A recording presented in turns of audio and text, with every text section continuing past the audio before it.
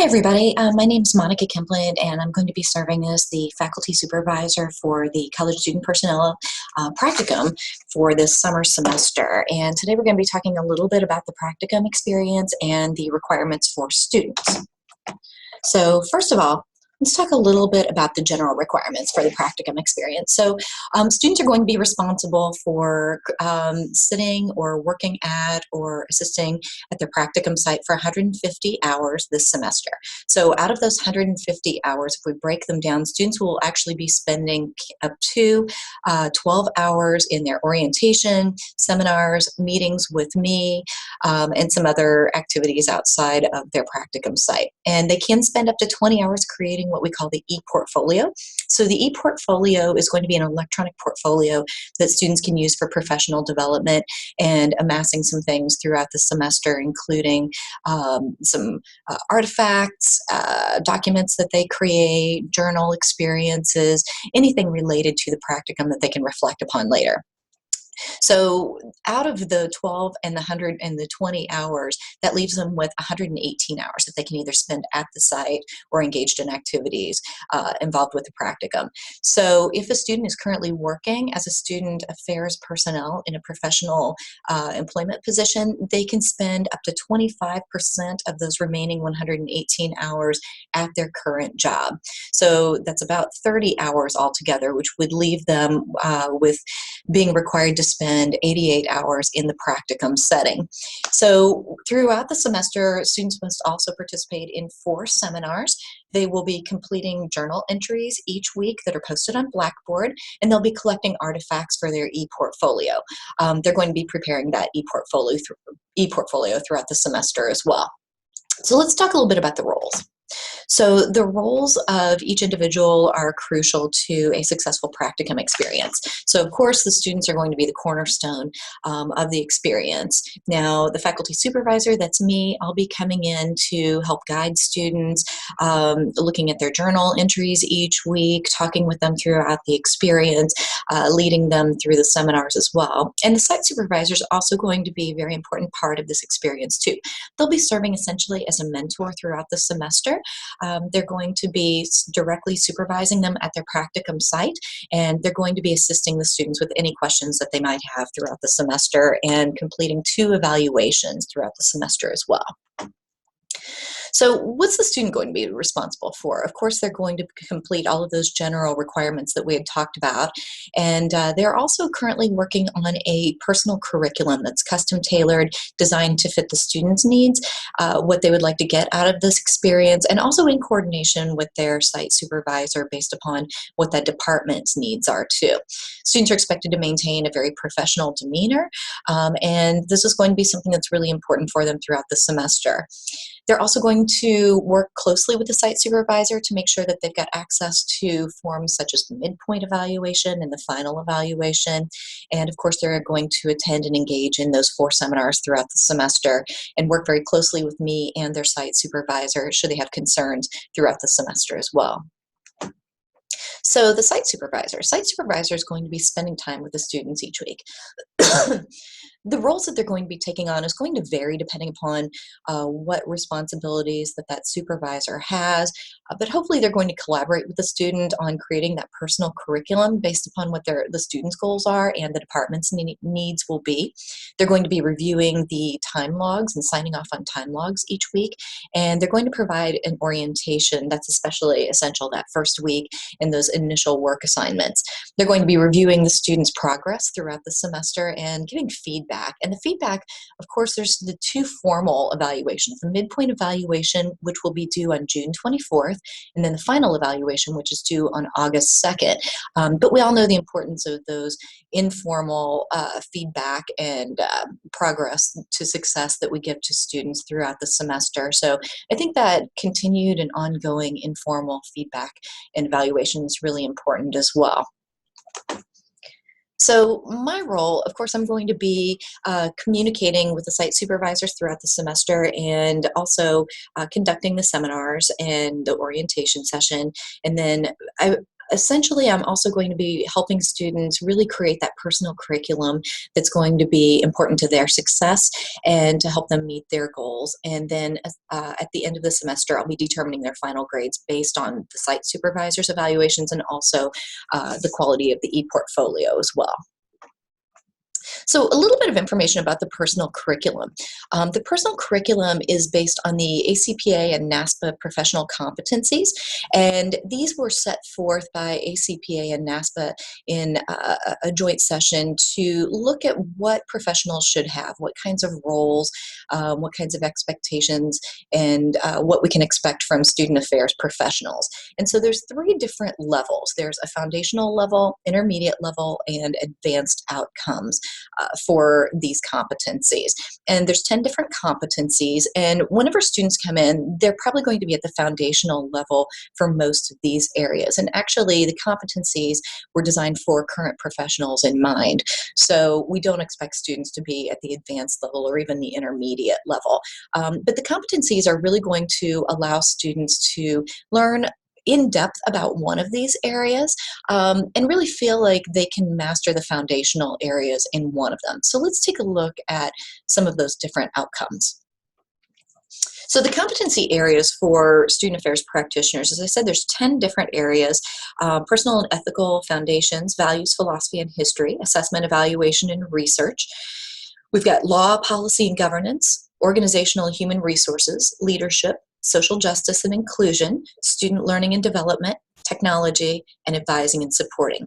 So the goal will be for the students to select one of these areas to really focus on, and in creating their personal curriculum, they're going to select one area that they want to try to attempt to meet all of those foundational areas, and then maybe 1 or 2 of the intermediate areas, and then just to kind of give them an idea of what some of the other competency areas are, maybe pick 1 or 2 additional competencies to explore just a little bit, and maybe pick a foundational or an intermediate area to look at. So let's look at an example of using this.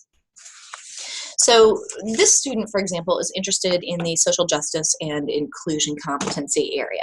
And so the goal would be to try to meet all of the foundational outcomes for social justice and inclusion. So this student is going to participate in a town hall style truth-telling and reconciliation dialogue sponsored by School of Education, Health and Human Behavior Diversity Committee and the LGBTQ Youth and Education Strategies for Inclusion, sponsored by Safe Zone. So if the student attends this, they've looked at all of the outcomes for social justice and inclusion and found 2 foundational areas where attending this and participating in this event would really help them develop an understanding of the foundational areas. So one of the foundational areas they're going to be looking at is understand how one is affected by and participates in maintaining systems of oppression, privilege, and power.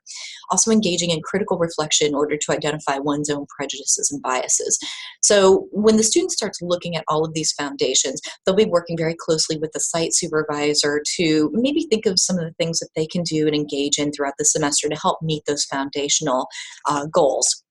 They'll put those together into a plan. So this is an example of a part of what a plan can look like. So that very first area that we checked out, the social justice and inclusion, we, of course, were trying to meet 2 of those foundational areas, and ultimately they're going to try to meet, I think there's 15 foundational areas for SJI, but doing this one event can meet 2 of those. Another one of the intermediate areas that they want to look at is advocate for the development of a more inclusive and socially conscious department, institution, and profession.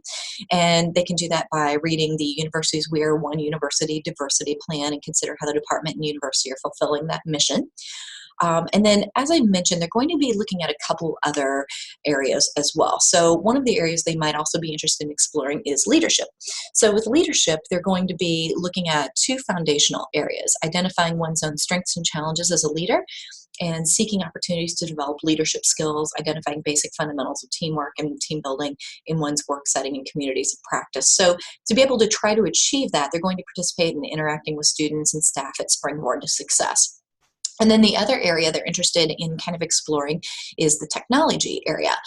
So the student, in coordination with their site supervisor, discussed developing podcasts that highlight student health services counseling. So that's going to utilize the technology outcome, intermediate outcome of utilizing multiple strategies for accessing and assessing information, critically considering the sources of information as well as purposes or agendas that led to the dissemination of the data as presented. So these are an example. Of course, the student is going to engage in more activities that will meet the remaining foundational areas of social justice and inclusion, but this is going to be kind of the basis. Now, we understand that this will be due fairly early in the semester, and that students might plan to do things, but they don't always happen due to various circumstances, and that's perfectly fine. Or there might be a really great opportunity that comes along that might need a different foundational area of social justice and inclusion. So it is flexible. And I ask the students to kind of keep an open mind about finding opportunities to help them meet those competencies. So on this page, you see some examples of experiences that students can do throughout the semester in working with and collaborating with their site supervisor. So some things might be more hands-on, more directly working with students, assisting in supervising student workers. Some of them might be things that are not necessarily part of the day-to-day experiences, like participating in workshops or in service activities, but definitely beneficial. But there's also special projects that a department might need, such as assisting with social media, organizing and participating in team staff and meetings, things like that, serving on committees. All of these kinds of things are perfectly fine. And again, I ask site supervisors and students to be pretty creative in looking at some ways that they can really make the most of their experience in their practicum. So timeline, students will be starting their practicum probably the week of May 9th, and their first seminar is going to be on May 10th, and that's where we're going to go into a lot of details about creating that personal curriculum. So after that time, the student will probably be prepared to sit down with their site supervisor and really talk to them and work with them on creating a personal curriculum that meets the students' needs and also the department's needs too. And at the second seminar, which is scheduled for the week of June 7th, the student's personal curriculum is due. There's going to be a rough draft that is due at that time, and I'll take a look at it and discuss it with the students, and if we need to tweak it or change it a little bit, the student will probably sit down with the site supervisor and make some revisions for the formal personal curriculum that will be due the following week. The week of June 20th is when the midpoint evaluation is going to be done. That's going to be due from the site supervisor on June 24th, and the student is responsible for providing the form to the site supervisor, and with hopes that the student will have time to formally sit down with the site supervisor sometime that week and go over this formal midpoint evaluation, discuss any concerns, questions, things that the student is doing a great job at, or things that maybe the student needs to focus on a little more. We'll have a third seminar during the week of June 12th, and then the final seminar is going to be held the week of August 2nd. And hopefully the student will have amassed their hours, 150 total hours by that point.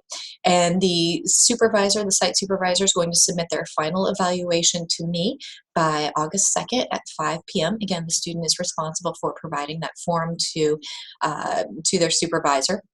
The student's also going to submit their e-portfolio and their site evaluation form that week as well. So here are some resources. This is a link where you can find information about the ACPA and NASPA professional competency areas. And of course, if you have any questions or concerns, you're definitely welcome to contact me. My phone number is 618-650-2614, or of course, you're always welcome to email me at mkempla@siue.edu. So thank you very much.